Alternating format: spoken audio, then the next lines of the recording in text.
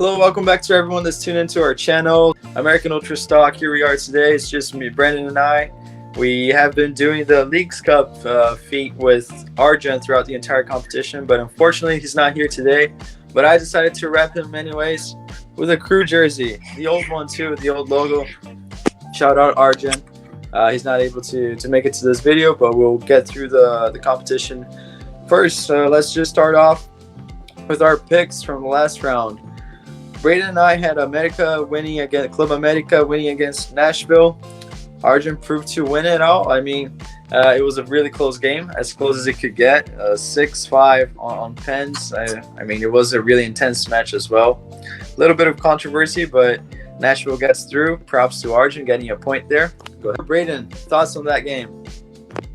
Yeah, I'm actually rocking a signed jersey by the scorer of the winning penalty, Daniel Lovitz, in honor of that game. He played for the same club growing up as I did, so that's where I got this from. But yeah, I mean, absolutely mental game. They blew the final whistle, went to VAR, unblew the final whistle, and then the winner changed. I mean, I've already seen Liga MX fans crying about it. Rightfully so, I think. It was a bit shady, to be honest, but it's good that the MLS team won. Not good for our predictions, but yeah, wild game. Yeah, it really was a wild game, and like you said, I think it's not absurd to be thinking that game was shady or that it's scripted. I mean, if I was a Club America fan specifically, I'll be throwing out rants on Twitter as well. But yeah, like I said, not good for our predictions, but a point for Arjun. And now the next game, LAFC against Real Salt Lake. Braden, you picked Real Salt Lake to pull off the upset. Was there any bias behind that decision? Do you regret it? What did you make of the game? Yeah, I'll just come out and say, I think I mentioned it in the last video, but yeah, that was completely a biased pick. I did think RSL looked pretty good. I mean, their comeback win in the round of 32 was pretty special. But yeah, I mean, LAFC fully rested coming off that 7-1 win over Juarez. I think they were probably the favorites, and yeah, I definitely let the bias get a hold of me there.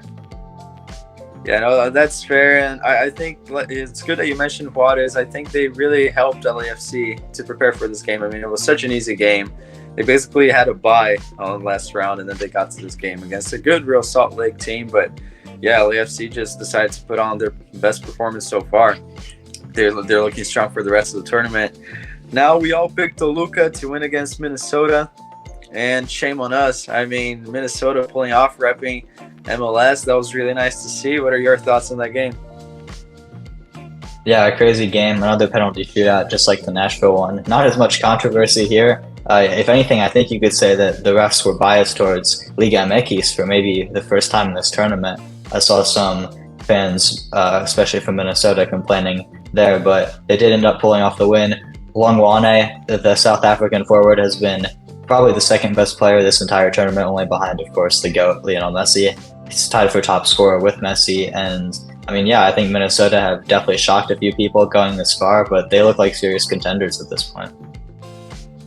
Yeah, they definitely shocked me, honestly. I know that with Bookie, I always backed them to go far, but not this far. I thought getting out of the group was a good result for them.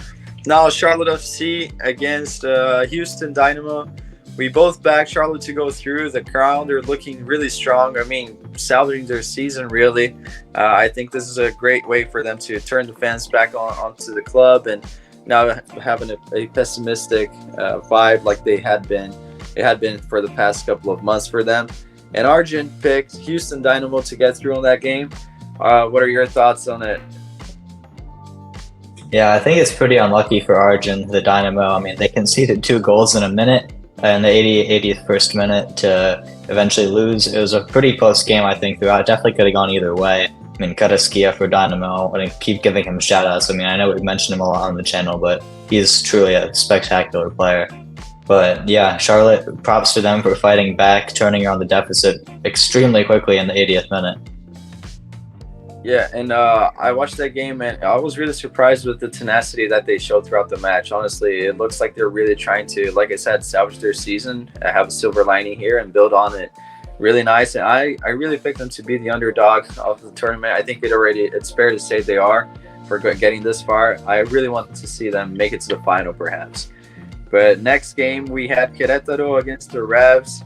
shame on us. We all picked New England Revolution to go through, but this club is just so chaotic. So many things going around behind the scenes, and they're out. What do you make of it? Yeah, like you said, all the chaos behind the scenes with Bruce Arena being suspended indefinitely. Not really too much word on what he did, but I'd imagine it's pretty serious for him to be suspended. I mean, two of their best players, Carlos Gil and Gustavo Bu, didn't play in the last game against Querétaro.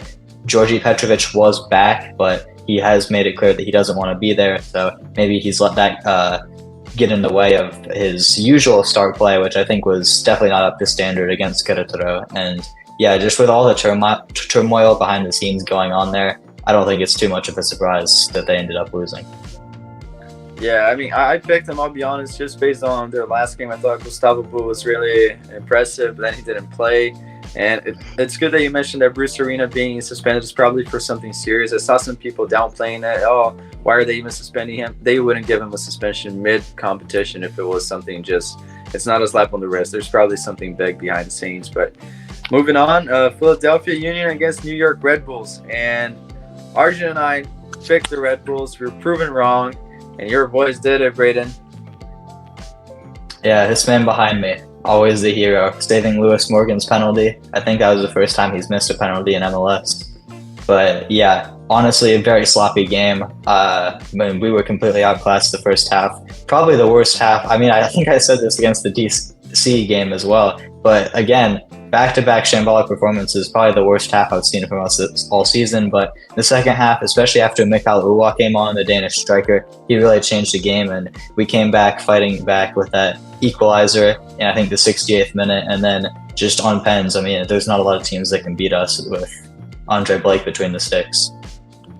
Yeah, the hero as usual. But like you said, honestly, not being a fan of Philadelphia Union, even though I love the academy and what they do, the philosophy of the club, but it's now 2 games in a row that I think they got away with it, and Blake really showed up. And I mean, let's see if letting the Union get this far is a mistake by other teams and they can actually win it. But another shaky performance.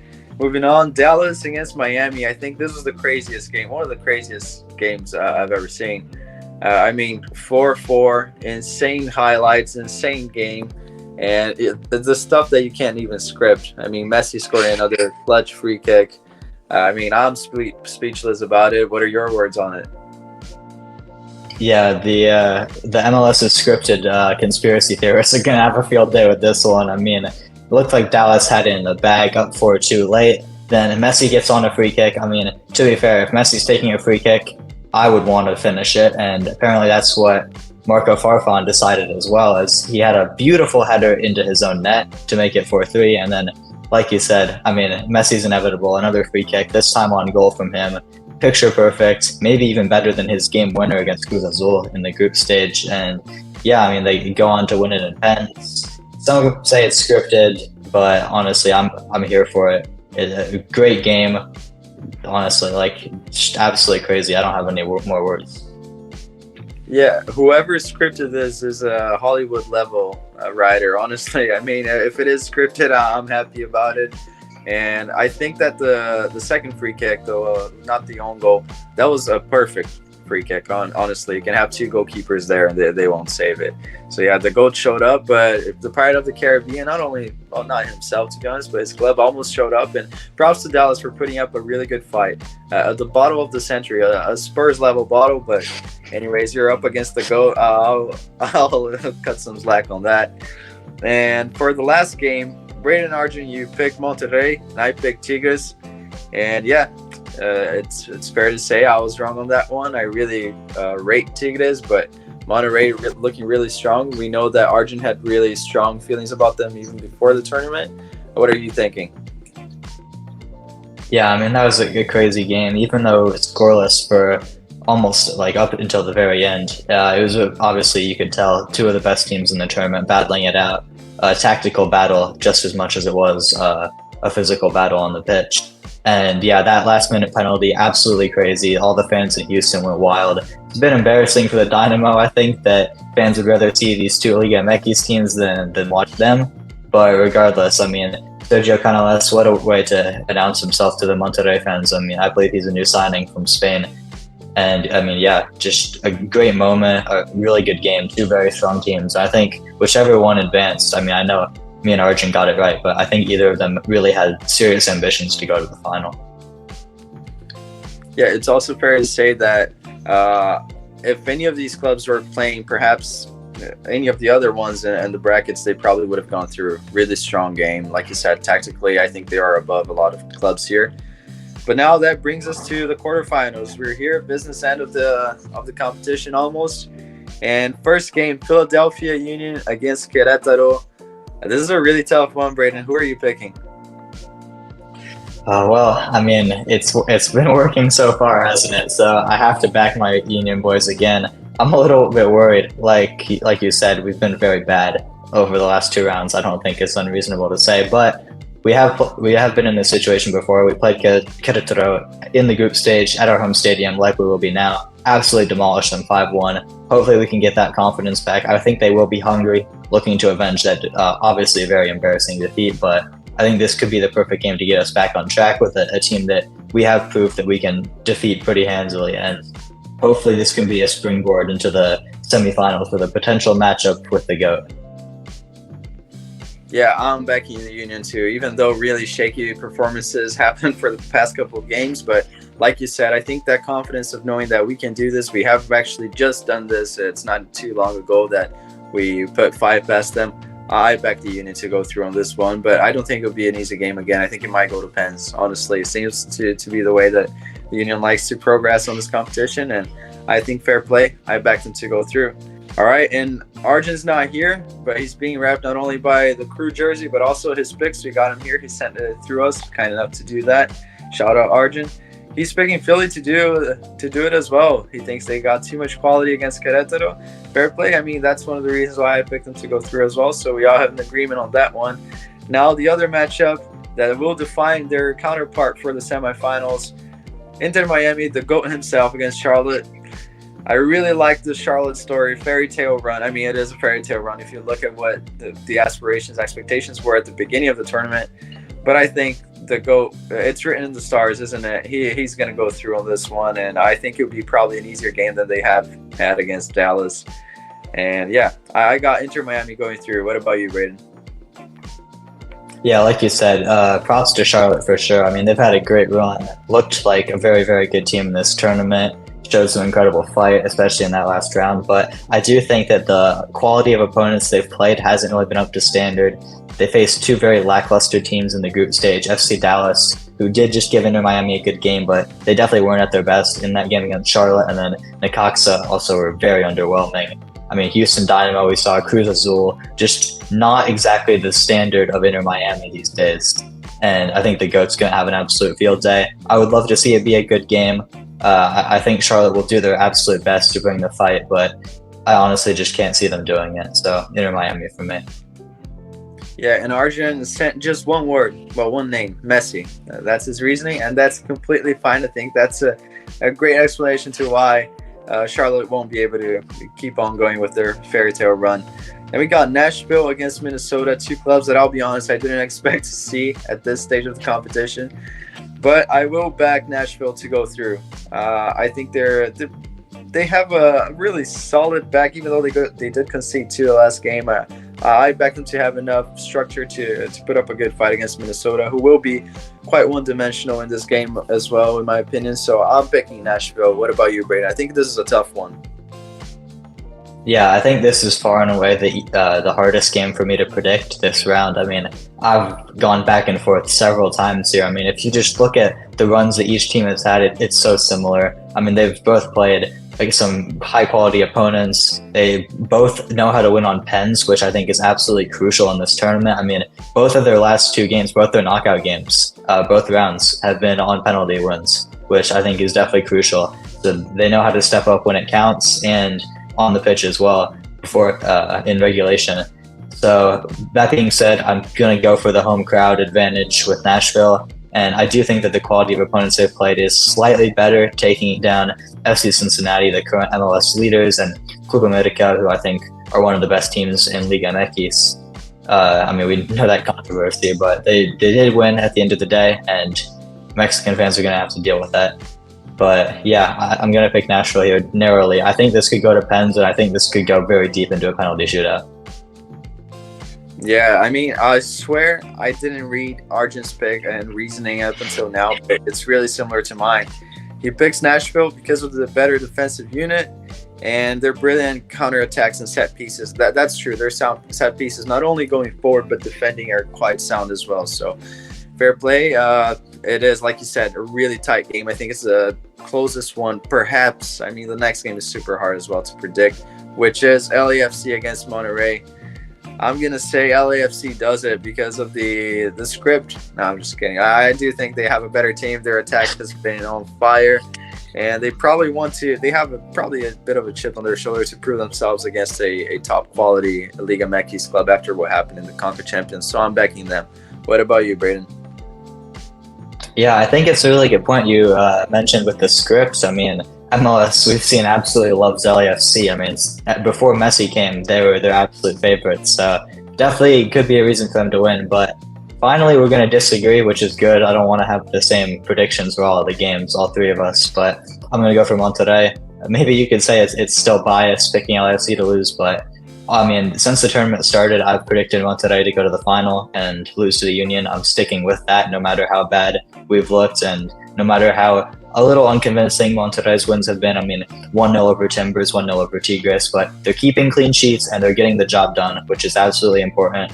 And I think they can stifle LAFC's attack, which they're not really used to. And I think when LAFC's attack misses a few chances, I mean, we saw it earlier in MLS against Atlanta when Brad Guzan had the game of his life. We saw it against the Dynamo in back-to-back games. They lost both. I think when their attack misses a couple of chances, they get a little bit frustrated and start playing a lot worse. So I think if Monterrey can do that, hold back for a little bit, I think they can definitely win this game.